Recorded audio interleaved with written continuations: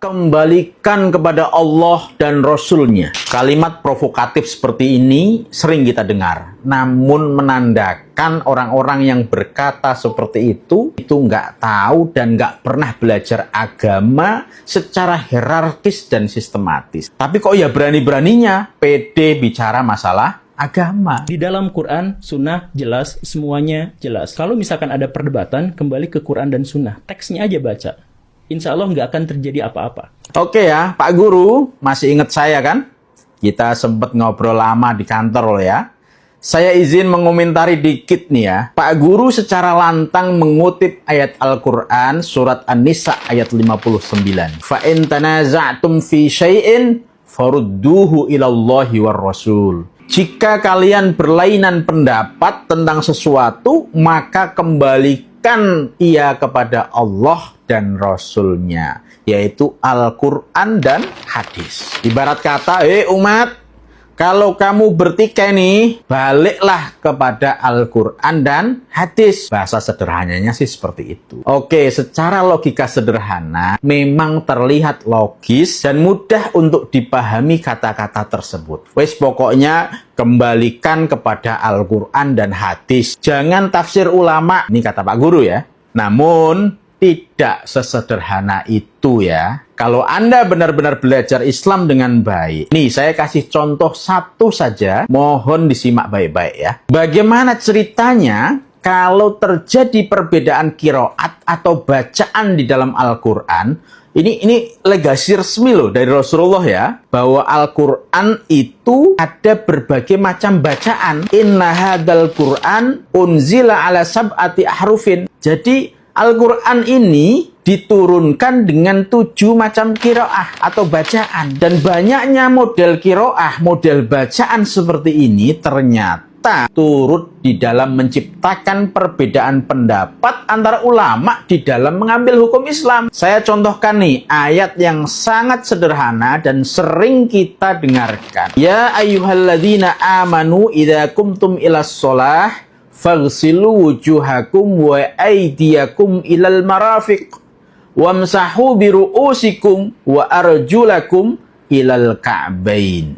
Ini ayat terkait wudhu. Hei orang-orang yang beriman, apabila kamu hendak mengerjakan sholat, maka basuhlah mukamu dan tanganmu sampai dengan siku. Dan usaplah kepalamu, juga kedua kakimu sampai dengan kedua mata.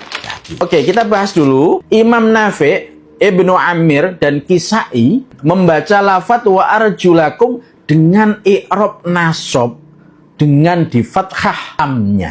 Sedangkan Imam Ibnu Katsir, Abu Amr, dan Hamzah membacanya dengan jer, yaitu wa arjulikum dengan dikasroh lamnya. Ini semua imam yang saya sebutkan ini imam yang kredibel loh ya. Bukan bacaan yang syad atau dipertanyakan kredibilitasnya ya.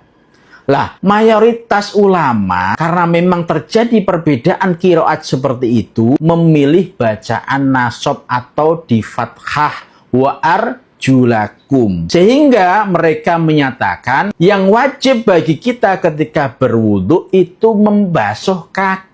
Bukan hanya sekedar mengusap. Membasuh, bukan mengusap. Sedangkan ada sebagian ulama lainnya memilih bacaan jer. Wa arjulikum. Lamnya di kasroh. Ini menegaskan kewajibannya hanya mengusap kaki. Hanya diusap kakinya, nggak perlu dibasuh. Kalau sudah ada pendapat seperti ini, bagaimana penyelesaiannya? Ikut Quran qiraat siapa coba? Ya ikut metode ulama jalurnya. Karena mereka yang mengetahui komprehensivitas dan kelengkapan dalil. Apa cukup dengan pendapat kita sendiri ngambil dari Al-Quran? Ya, hafal 100 hadis saja kagak, sok-sokan mau kembali ke Al-Quran dan hadis. Ini baru soal arjulakum wa arjulikum loh ya. Belum membahas soal yang lain. Di ayat tersebut soal lafadz biru'usikum. Itu maknanya bagaimana? Ini kan banyak perbedaan pendapat. Ada yang mengharuskan mengusap semua rambut. Ada juga yang mengatakan sebagian rambut. Namun ada juga yang mengatakan udah sehelai saja cukup.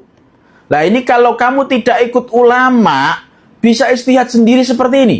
Ya halu kamu itu. Makanya kalau ngawur itu yang dikira-kira, dipelajari dulu, jangan asal ngomong. Ini baru yang sederhana loh. Banyak sekali lafaz di dalam Al-Quran yang mempunyai makna ganda atau mustarok, punya makna zahir, punya makna am, punya makna khas, dan lain-lainnya. Ini ada ilmu dan metodenya semua. Bukan asal comot ulama itu, ya, Baraya.